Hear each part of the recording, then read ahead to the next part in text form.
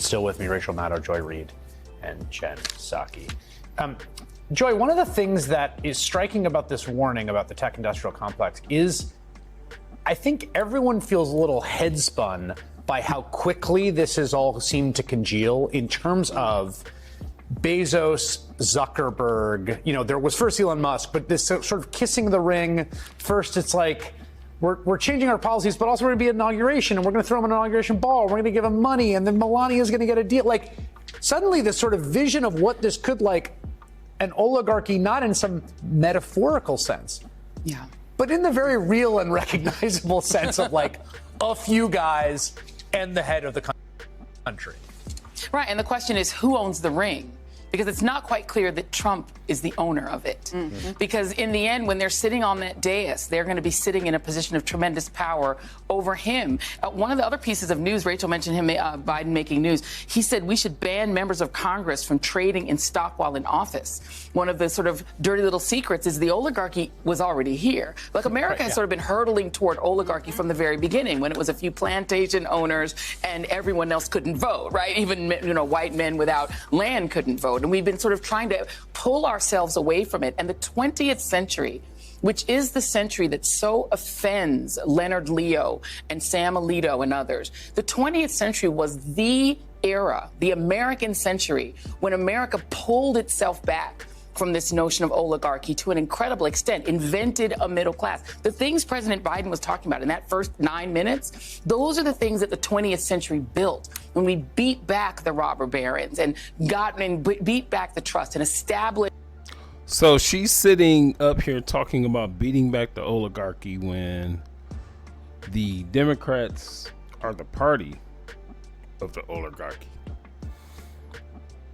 The best example of that is the money that Kamala, priestess high Kamala, raised $1.5 billion for her campaign. Although most of that money was already there for Joe Biden, and they held the money up until Joe Biden decided to walk away. That money was just sitting there, most of it. And you talk about the oligarchy. She raised way more money than Donald Trump, and Donald Trump is a billionaire. So you're already... See, the Democrats do what's called projection all the time. They are hypocritical. They lie, and what we see from them are those things. Remember, projection, hypocrisy, and then they just straight out lie. You don't know a lie is a lie until later. Now, why would one lie? In this, Cat Williams said, I don't know why liars lie. That's in normal everyday life. In this particular case, they have a particular narrative. Whatever the opposition is for, they're against. It doesn't matter how ridiculous it is. That's just what Democrats do. These people are evil. They are of Satan. And I rebuke these Democrats.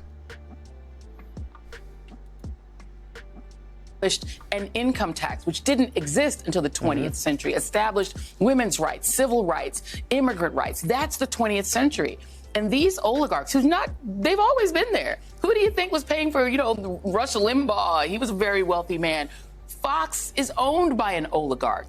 Who do they think is funding the Ben Shapiro and other podcasts? Yep, it's interesting that everything she just pointed out, because both sides do it, Republican, Democrat. By the way, they're not the only party, so we need to start trying to get to at least 1 to 2 other parties. But it's convenient that you just point out the other side, Republicans, Ben Shapiro, and these people that, mention George Soros, who has been funding Democrat nonsense for decades. You don't point out in this particular race particularly with Kamala Harris, Mark Cuban just outright said that he pretty much purchased her. He's a billionaire. But no, you're not going to point that out. Oligarchy's been hidden in the background the whole time. And Biden is this pivot president as America is hurtling towards sort of falling in love with these rich tech gods, these tech bros. Then you have Biden sort of sandwiched in the middle of Trump, and Trump trying to go the oligarch way the first time with some hurdles, and then Biden offering this small pivot where suddenly labor is getting wind. Oh, and she... Let's go to hypocrisy like I laid out with Democrats. So back during the pandemic and things like that, and the Hunter Biden laptop story, Democrats were all on board with, Mark Zuckerberg has said it himself, but they were all on board with these tech companies, with Twitter, when they had a former owner be for Elon Musk. They were all on board. We gonna censor this, we gonna hide this, we gonna shadow ban this, and all this type of stuff. Oh, Democrats were just so on board with that. Mark Zuckerberg said it himself. He said he was so pressured by the Biden administration to, and he said, hide things that were true. Why do you want to hide things that were true? Oh, but no, the Democrats were just so on board with things of that nature. But now that Trump has some of the most successful, some of the most rich tech billionaires in his corner, behind him, backing him, on his shoulder, financing his inauguration. Oh, now it's bad. That's the hypocrisy angle that they do. Right? Where he's standing on picket lines, where you're suddenly seeing unions come back, and you're seeing him say, no, we're going to build our bridges, our roads, stuff that regular folks can enjoy. You have this pivot, and then we're going back. He is that wedge that was between us and an oligarchy we've been hurtling toward for a very long time. The repeal of the 20th century is what's happening in this country, and Biden tried to hold the dam together. And now he's walking away, but he's saying you still have to try to hold the line. Mm-hmm. Jen, I think one of the defining features of the Biden presidency, which was on display in this speech, is the substantive success and the political shortcomings. You know, I mean, and I just say that as, you know, just a reference to the approval rating and, you know, what ended up happening in the election. How do you think about that? How do you think he thinks about it? How did you see that tonight on the speech? I know All right, hold on before this ginger young lady starts talking. So just an observation. It's women with short hair. It seems like women with short hair, doesn't matter any walk of life, they seem to be always extreme one way or the other. And there's no further example than these two. Joy Reid, look at that shiny ass forehead. And then you got Rachel Maddow. They're so extreme. Back to the Democrat things. They just lie. They just make up things at certain times. And Joy Reid just demonstrated the hypocrisy that I spoke of. But then another thing is a man, presumably heterosexual, I don't know. I don't care really. But any man with no facial hair, I automatically question. Unless you're in the military. But even in the military, I was in the military, they allowed mustaches. It had to be within this. It couldn't go past the corners of your mouth, this, that, and the other, because of military. They know it's a manly organization. It's a masculine organization. But a man with no facial hair, I just kind of look at him sideways. So let's continue, and we're going to listen to Miss Ginger Jen over here. is deeply frustrated about it, I think for good reason, that he has not received the acknowledgement of what he's accomplished economically and what he's done for the country as it relates to the climate agenda and a lot of progressive domestic policies. And I know you've talked about this, Chris. All of us have talked about this. And that is frustrating, which is why I also think it took a tremendous amount of self-restraint not to use this speech as an opportunity to tell the country all of the things that he did for the progressive domestic policy agenda. And that meant that also means that everything he outlined there, the warning to the country about oligarchs, about power in the hands of a few, about the tech industrial complex, and his hope and call for the American people to step up and stand guard and stand up for what makes us who we are, is more important to him than getting credit for what he's accomplished in this moment. And that tells you a great deal because every president wants credit.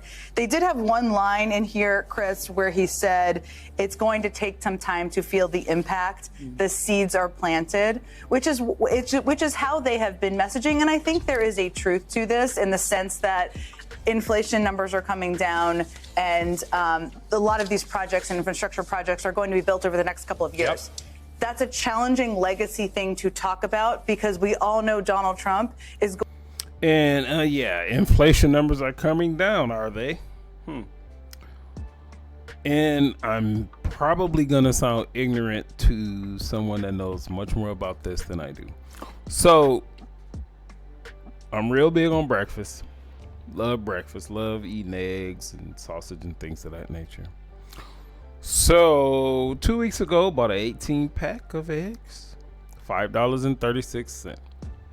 So the cage free across all grocery stores went into effect. 18 pack of eggs was $8.02. Now, that may have nothing to do with inflation at all. Probably don't have anything to do with it. Just an example of us everyday people out here dealing with things. I've never purchased a half dozen of eggs. I've just never done that because it makes no sense to me. I've always done the 18. But I looked at the half dozen, just curious, $5.32 for 6 cage free. Everything is cage free. I even do the liquid egg whites in the carton. That's up to like $6 and something, down from $3.34 because of cage free. Again, not blaming it on Joe Biden, not blaming it on inflation or anything else. And like I said at the beginning, I'm gonna sound ignorant when I talk about this point, and I'll probably do more research and I'll do a video on why that is the case. But just for now, ridiculous. I might start buying the damn half dozen. It's not. I still can't afford the 18, but it's just like the principle of it. It go from me paying $5.36 because I know my money down to the penny to $8.02 in the period of 2 weeks when they went to the cage free. I gotta do more research on this cage free. I understand what it is, but why? And why does every single grocery store had to go to the cage free? Who decided that? What was wrong with the regular eggs? You know, cage free, they can roam around in environments. They have no natural predators. How the fuck is that going to benefit me? Going to show up with a bunch of his friends, and he's going to take credit for big bridges that are being built that are hiring hundreds of people, even though he railed against these bills. So that is a tremendous challenge. The last thing I just wanted to say, just as I was listening to Joy, and Alex made this point, I think is an important one. It's not just Trump that is the cause of the rise of the oligarchy. We've all talked about this, I know, and Rachel's been the leader, as in of all things, on this point. I mean, J.D. Vance is like the Manchurian candidate of the tech industrial complex. He is 40, 41 years old, however old he is, he's young, and he is the future. Ben Shapiro is the future. Elon Musk, all of them are yes, they're betting on Trump because he's going to be president, but let's not be naive here. They are betting on the MAGA expansion and all aspects of that is even beyond a incoming president who is 80. I will say, Rachel, one. Yeah, all those guys are the future. All those guys are the future. And all those guys are brilliant. And all those guys are smart. And all those guys can take all you Democrats down in one sentence. And that's what makes a lot of them scared. Don't forget Vivek Ramaswamy. He's another one. He's been sidelined recently because of the way he articulated how he felt about the H-1B visas. But no, they sat him down for a minute and now he's back. And he's making his opinions known. Oh, y'all scared about all these guys. Elon Musk, J.D. Vance, Mark Zuckerberg, Vivek Ramaswamy. Oh, y'all scared about all these guys because in the realm of politics, these guys are in their 40s. And in the realm of politics, they're young. These guys are young. They're innovative. They have great ideas. And not only that, these guys are motivated and they're actually going to do things. They don't say things and not do things. These guys get shit done. That's why we even know their names. That's why we even know who they are. And that got you Democrats scared because you got these old ass people, even Joe Biden going out. Even Kamala, she's in her 60s. So politically, she's relatively young. But she has no chance. You got one of the power brokers in the Democratic Party, Nancy Pelosi. She's in her fucking 80s. She's gonna be done in a minute. Who else y'all got? Y'all don't have anybody else. On the Republican side, I can somebody else. You can even say it, Mike Johnson right now. I can point to Byron Donalds. I can point to him. So y'all, if the Republicans they don't have to do anything extreme, nothing extreme. They have to just beat back all this extreme nonsense that these Democrats do. And the Democrats will not win another election for a number of years, for a long time. And they are pissed about that. They are scared about that. And we're going to see more of this behavior. It's probably Rachel Maddow's turn now. One thought I had, and I'm curious what you think here. It's interesting for me to Biden to name this, and we're all going to see it on display on the 20th, right? So you will see Sam Altman and Jeff Bezos, if things go according to reporting, and Mark Zuckerberg and Elon Musk up there. I think as ominous as it portends for American democracy along the lines of the president's warning, there is something usefully clarifying about it. Mm-hmm. And there's something usefully clarifying in Joe Biden calling it out, which is to name what is happening in front of us and name it for the purposes of political action by citizens. Mm-hmm. Yeah, I mean, I continue to think that the most important thing that President Biden did tonight was name this thing, but also connect it to why it matters and why it's a bad thing. Because one of the things about capitalism in general, one of the things that's also true about oligarchic societies is that one rational way to react to seeing the richest man on earth and all of these multi-billionaires with all of this power is to think, cool, I want to be like that. Yeah. And to think like, oh, those cool guys who I want to be like, look, they're being brought into the government. That's cool. And what the important thing that President Biden was trying to convey tonight is when he said what this is doing is it is enabling abuse of power. Even after he talked about the Statue of Liberty thing, before he even gave his warning, he said we need the courage to stand up to abuse of power. And the warning about oligarchy and the concentration of power and wealth in this extreme way that we're seeing in this very small number of people is to abuse power. And when power is abused, regular people get hurt. Everybody other than the very small number of people at the top get hurt. It means your government doesn't work anymore. Not only does it not work for you, which it probably isn't doing anyway, it doesn't work, period, because it's to serve their interests anyway. People who are in... And so as Rachel Maddow says these type of things, so over the last 4 years, has the government worked for just the average person? I would say no. A lot of people just don't even care. They just out here do. But meanwhile, gas price is $3.19. That's a direct reflection of the decisions that your government has made. Would you like to pay $2.98 for gas? Would you like to pay $1.98 for gas? Dumbass question, rhetorical question. Of course we would. The entire 4 years of Joe Biden / Kamala Harris presidency, gas price was way up there. Now, I did see it was probably like 2 weeks before the election.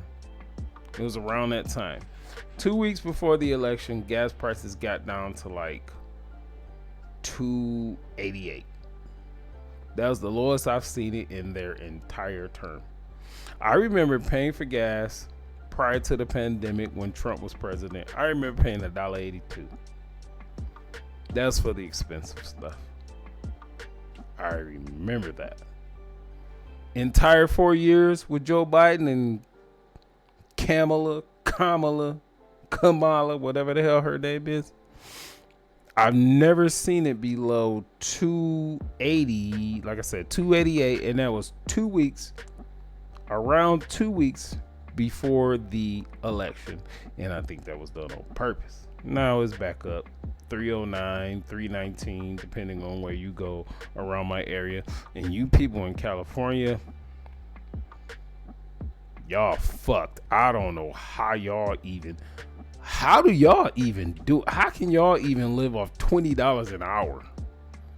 How can y'all live off $25 an hour with the $7 a gallon for gas for the cheap stuff? Y'all fucking crazy for living in California and staying in California.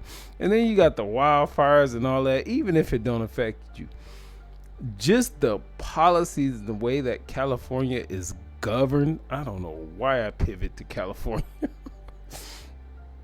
But it's because I lived out there for 4 years and I know how wonderful like the area is, the way that it looks. But when I was out there, and this was many moons ago, many years ago, sales tax many years ago was at 9.5%. Just sales tax. And then that matriculates into everything else. I'm not going into California because the best geographically, visually, climate-wise, the best state, the most perfect state in the United States is California. Unfortunately, you have a bunch of progressive fucking lunatics. Okay, why is this doing this? Don't do that. You have a bunch of progressive lunatics that all they're trying to do is enrich themselves and pretty much destroying the state of California. And now let's listen to this. Oh my, that's a good freeze frame. Look at this old ass lady.